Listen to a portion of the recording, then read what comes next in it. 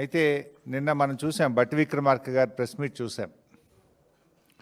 వారు మాట్లాడుతూ ఈ కొత్త పద్ధతి కాంట్రాక్ట్ సైట్ విజిట్ సర్టిఫికెట్ అనే విధానం 9E బ్లాక్లో పెట్టారు. అందువల్ల ఈ 9E బ్లాక్ టెండర్లు రద్దు చేస్తున్నామని బట్టి విక్రమార్క గారు ప్రెస్ మీట్ నిన్న మనందరం కూడా చూసాం. అయితే ఈ కాంట్రాక్టర్ సైట్ విజిట్ సర్టిఫికెట్ అనేది గతంలో ఎప్పుడూ లేదు, మన రాష్ట్రంలో లేదు, భారతదేశంలో లేదు.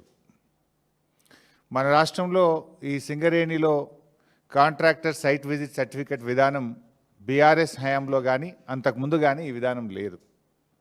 అదేవిధంగా వెస్టర్న్ కోల్ ఫీల్డ్స్లో కానీ కోల్ ఇండియాలో కానీ ఇటువంటి విధానం లేనే లేదు. అయితే రేవంత్ రెడ్డి గారు ప్రభుత్వం వచ్చిన తర్వాత 2024 సంవత్సరంలో ఈ సైట్ విజిట్ సర్టిఫికేట్ విధానాన్ని సింగరేణిలో తెచ్చింది రేవంత్ రెడ్డి గారి ప్రభుత్వం.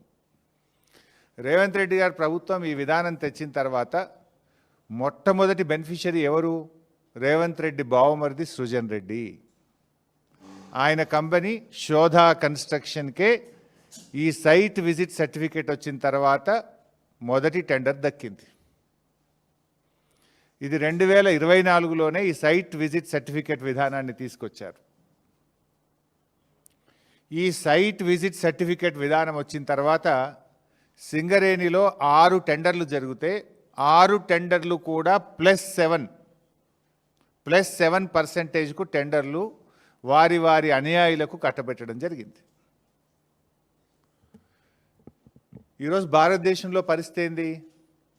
ఓబీ కోల్ బ్లాక్ టెండర్లు ఎక్కడ జరిగినా ఈ దేశంలో, అది కోల్ ఇండియాలో కానీ వెస్టర్న్ కోల్ ఫీల్డ్స్లో కానీ కాంగ్రెస్ ప్రభుత్వం రాకముందు సింగరేణిలో కానీ ఎనీ కోల్ బ్లాక్ టెండర్ -10 నుంచి -22% పోతుంది.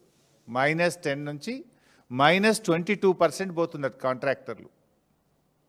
సింగరేణిలో కూడా ఈ కాంగ్రెస్ ప్రభుత్వం రాకముందు గత బీఆర్ఎస్ హయాంలో -7, -8, -10, -20 పోతుండే. ఇప్పుడు కూడా ఈ దేశంలో వెస్టర్న్ కోల్ ఫీల్డ్స్ కానీ కోల్ ఇండియాలో కానీ ఎనీ ఓబీ టెండర్ -10 to -22 ఉంటుంది.